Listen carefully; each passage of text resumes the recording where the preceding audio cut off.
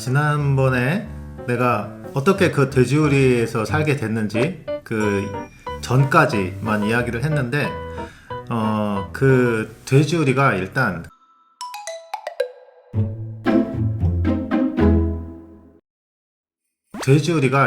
크기가 얼마나 했냐면은 한 3평, 4평? 그 정도 크기였는데 이제 외당숙님께서 더 이상 거기서 돼지도 안 키울 거고 건물도 더 이상 이제 필요 없어서 안 쓸 거라고 하시면서 저기 혹시 괜찮으면 이 돼지우리에서 한번 살아보는 건 어때? 네? 저기에서 살으라고? 아니 여기에서 사람이 어떻게 살아? 안 돼. 안 돼.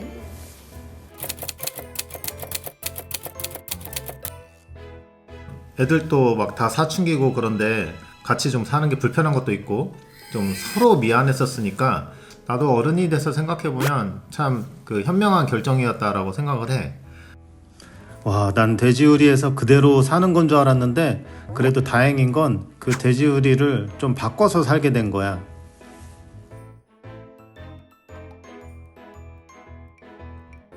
그때 완전 금손이셨던 우리 외당수께서 그 돼지우리를 고치기 시작하는데 일단 그 돼지우리를 싹 허물더니 그 하얀색 벽돌 있지, 구멍 3개 뚫린 거, 그거를 그냥 착착착 쌓으니까 점점 벽이 완성이 되는 거야.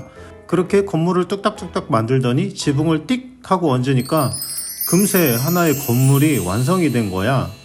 조금 전까지만 해도 돼지우리였던 곳이 이제 어엿한 집이 된 거지. 그날부터 우리는 그 자그마한 돼지우리에서 살게 된 가족이 됐어. 근데 말이지, 난 그때가 내 인생에서 정말 가장 행복한 어린 시절 중에 한때이지 않을까 싶어. 일단 그 동네 분위기가 진짜 좋았거든? 거기가 이렇게 호남평야가 있는 그런 동네였어. 그래서 앞을 딱 쳐다보면 완전 끝도 없는 논이 막 쭉 펼쳐져 있고 저녁 때만 되면 그 시골 특유의 막 어디선가 그 장작 태우는 냄새, 밥 짓는 냄새, 그런 냄새가 나는 동네였거든. 그리고 이렇게 큰 길이 있는데 그 왼쪽에는 되게 큰 또랑이 있었어.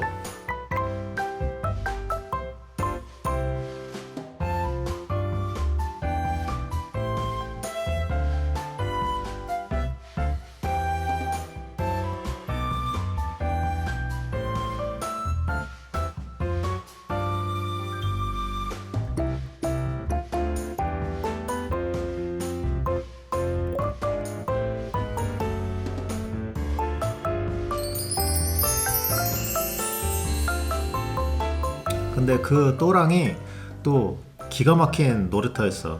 실 하나만 있으면 개구리 잡을 수 있는 거 알아? 그 또랑에 이렇게 일단 가. 그래서 집에서 가져온 그 실을 나뭇가지 아무거나 땅에 하나 주워가지고 그 한쪽 끝에 그 실을 매달아. 그리고 그 실 끝에 작은 돌멩이 하나를 주워서 거기다가 이렇게 꽁꽁 묶어. 그러면 자, 개구리 낚싯대 완성. 그리고 이렇게 논이나 그 또랑을 이렇게 두리번 찾아다니다 보면 개구리 한 마리가 멍하니 앉아있을 때가 있어. 그럼 그 실 끝에 매단 돌멩이 있지, 그거를 그 개구리 시선 앞에다가 이렇게 살살 흔들어.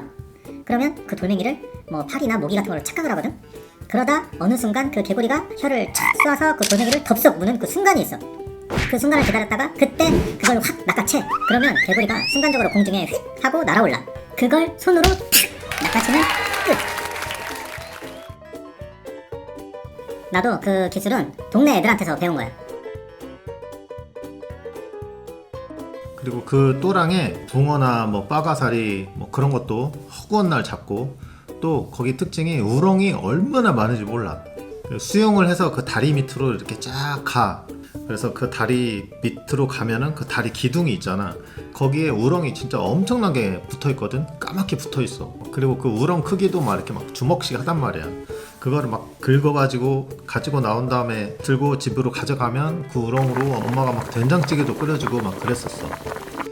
뭐 그 외에도 잠자리도 잡고, 기차 올 때 그 기찻길에 막 동전 넣어놓고, 그리고 코스모스길 뛰어다니고, 애들이랑 그 온 동네를 휘저으면서 돌아다녔었는데 그건 정말 억만금의 돈으로도 못 사는 나의 큰 추억과 경험이 됐어.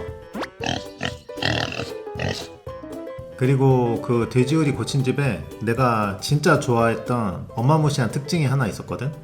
그게 뭐냐면 이렇게 위에 지붕이 있고 이렇게 천장이 있잖아. 거기를 이렇게 뚫어가지고 밤하늘을 볼 수 있는 창문 하나를 만들어 주신 거야. 그 창문을 통해서 밤하늘을 이렇게 올려다 보면 엄청나게 많은 별들이 그 창문 안으로 쏟아져 들어와. 그렇게 아름다운 은하수는 그때 내 평생 처음 봤어. 원래도 별을 좋아했던 나는 우물같이 뚫려있던 그 창문이 너무 좋았었고, 지금도 그때를 생각하면 정말 절대 잊혀지지 않는 가장 큰 선물이 됐어.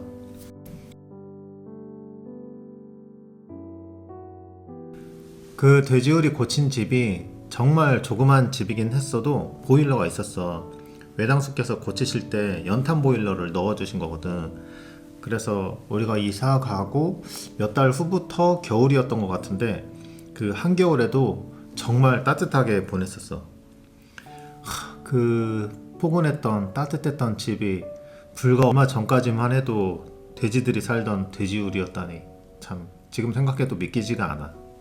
우리 외당숙님께서 정말 금손이신데 거기에다가 인격도 정말 너무 훌륭하시고 우리 가족한테는 정말 특별한 그런 소중한 분이시지. 얼마 전에 내가 휴가차 한국에 들어갔었거든.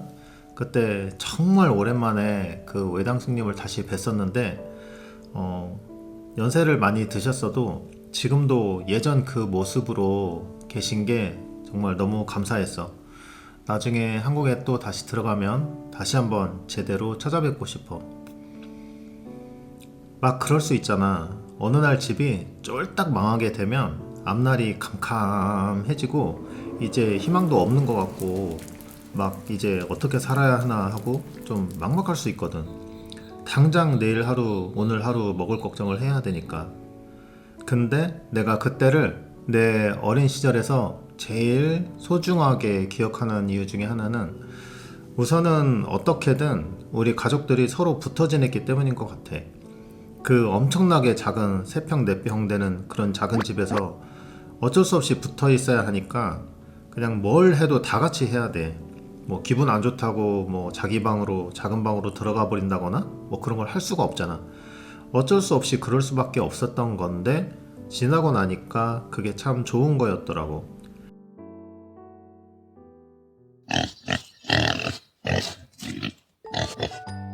그리고 또 한 가지는 그 집이 정말 작았잖아. 근데 그 집을 딱 벗어나면 반대로 그 동네는 엄청나게 거대했다는 거야. 뻥 뚫린 자연이 쫙 하고 펼쳐져 있으니까 내가 가는 데가 그냥 내 장소지. 거기가 그냥 다 내 거야 그냥. 그리고 그때 내가 집에서 학교까지 걸어 다녔었어. 돈이 없으니까. 걸어서 내 기억에 한 1시간? 그 정도 걸리는 거리였던 것 같아. 그래서 학교 끝나고 집에 올 때 길이 아니고 논 옆에 있는 논길 있잖아. 거기로 이렇게 걸어왔었는데 빈 도시락통을 꺼내가지고 그 또랑에서 막 이렇게 붕어를 막 잡아. 그래갖고 그 도시락통 속에다 붕어를 넣고 뚜껑 닫아가지고 집에 가면 이제 엄마 설거지 하는 데다 이렇게 올려놓잖아. 그리고 엄마가 막 놀래켜주고 막 그랬었어. 또 애들이랑 모여서 놀다 보면 항상 해질녘이 됐었고 여기저기에서 엄마 아빠들이 이렇게 저녁만 되면 애들 이름 부르는 소리가 지금도 막 들리는 것 같아.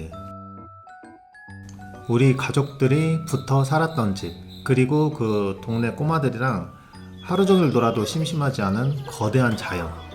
그게 우리가 그때 그 돼지우리를 고친 정말 보잘것없는 허름한 집에서 살았어도 내 인생에 가장 행복했던 한때로 기억하는 이유이지 않을까 싶어. 그럼 오늘도 영상 봐줘서 정말 너무나 고맙고, 자 그러면 다음에는 또 다른 재밌는 썰로 돌아오도록 할게. 빠이.